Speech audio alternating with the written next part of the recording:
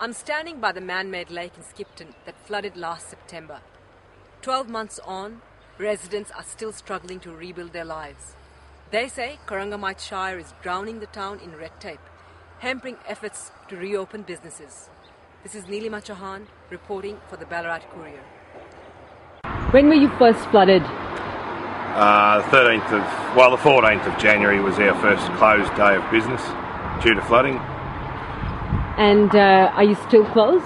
Absolutely, yeah, and it'll be another, at the earliest, 3 to 4 months. How are you making ends meet? Just doing a bit of casual labour and working, and my partner Wendy's working at the supermarket now. It's reopened as well, just for a bit of money to make ends meet. Now, I believe you put your wedding on hold? Yeah, well, you've got to choose between a wedding or a business, and at this stage the business is winning at the moment, but once we get it up and running we'll get married not long after that, I hope. Is it frustrating for you that your business is still closed with 7 or 8 months down the line? Absolutely frustrating, of course it is. Like, you know, you've got everything one day and nothing the next, so it makes it very hard. We've exhausted basically all our borrowing options and savings accounts, so you know what we earn now is what we live on. Are you angry with the council? Absolutely, yeah, and the state government, federal government. There's millions of dollars up for grabs in funding, and they just don't seem to be letting any of it go easily, or it's not easy to access, and when you do access it, it takes you 3 weeks worth of paperwork and 10 trips to the accountants to be able to get it, so it's very frustrating. Now, you've had some dramas with getting building permits with the council? Well, I've just found out today that we haven't actually got our permit passed yet. It's going to come down to a meeting on the 12th or the 13th of September. So we're now sitting waiting again for another 3 weeks to find out what's going to happen. Has it been hard dealing with council? Yes, it has. But I mean, look, I'm not dealing personally with council. The owner of my building is dealing with them, but there's just so many different things they want you to comply with, and it's not going to happen. So on a sunny day like this, you get people coming into the takeaway? Yes, and buying a sandwich or coffee and cake and eating it out the front, and then, you know, maybe go next door for a drink or two, and yeah, it was good, very good. Cash register. I pay rent on that every month. Because it shows the holes that get open on that last of the house. So I think a good place to buy ventures.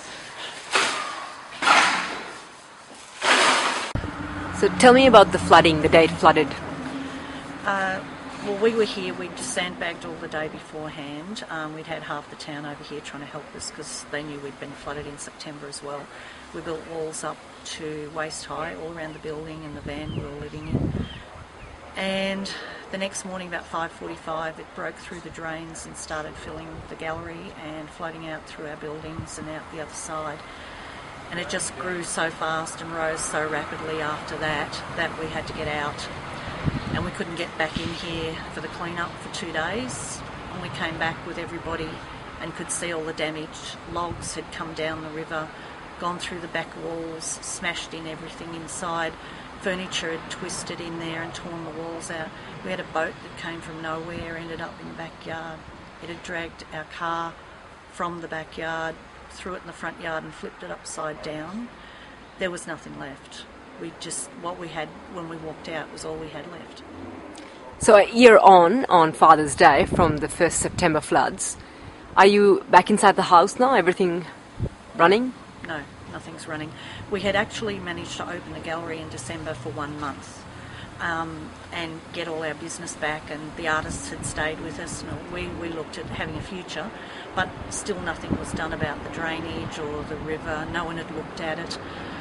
And then in January we got it again. On the 15th of January it had all come down the river again, and this was the severe one.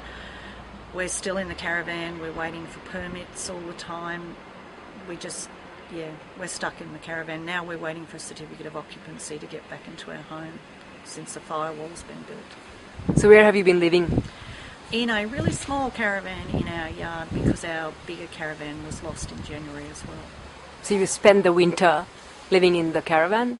Yeah, a nice fold-out top one that's quite cool in winter. covered in many doonas and using a dog and a cat as hot water bottles. But yeah, we've kept warm enough to stay alive. That's about it. Do you feel like giving up sometime? I've given up about 100 times since the flood, but you get to a point where you've got no other option. We're not exactly young anymore.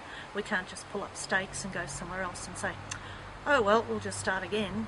My husband's had to sign up for more years at work, and we now owe more money on this building than when the day we bought it, because we've had to borrow to do all the repairs that the Shire's demanded of us, to build firewalls and look at all the other stuff that has to be done to get it up to the new standards that apparently came in the last 2 years. I don't know.